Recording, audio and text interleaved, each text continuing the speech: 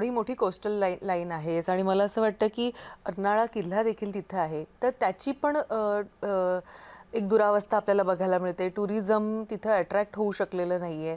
ह्या सगळ्यावर आता तुम्ही आमदार झाल्यापासून म्हणून काय नवीन प्रयत्न सुरू केलेले आहेत की जेणेकरून MIDC खरं तर तिकडे आली पाहिजे, सगळ्यात महत्त्वाचं? आपण तो प्रयत्न नक्कीच करतोय. MTDCच्या माध्यमातून तिथे टुरिझम डेव्हलपमेंटसाठी पण आपण प्रयत्न करतोय. जो 17 किलोमीटरचा मी कोस्टल बेल्ट म्हटलं, तर त्यामध्ये कोस्टल रोड जसा दमण, मोती दमणला कोस्टल रोड आहे 15 किलोमीटरचा.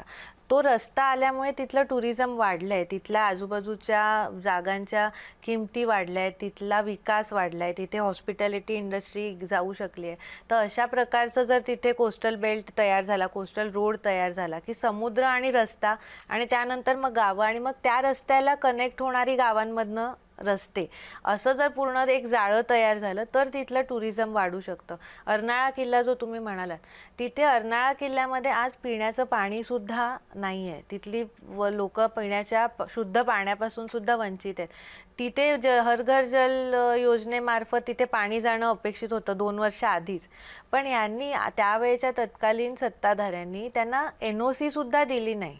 जिल्हा परिषद MGP मार्फत काम सुरू होतं. त्यांना आता 6 महिन्यापूर्वी NOC मिळालेली आहे महानगरपालिकेकडून. मूलभूत अधिकार आहे, कारण त्यांना पूर्ण समुद्राखालून पाईपलाईन टाकायची आहे.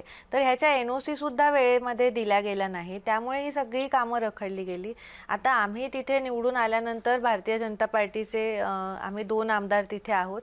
आम्ही तात्काळ ह्या सगळ्या गोष्टींवरती लक्ष घालून कुठे कुठे NOCची गरज आहे, कुठे कामं रखडलेली आहेत, त्या सगळ्यावरती जोर देऊन आता जिथे 35 वर्ष पश्चिम पट्ट्यामध्ये वसईच्या पाणी नव्हतं, तिथे तिथे आता पाईपलाईन पोचायला लागलेली आहे.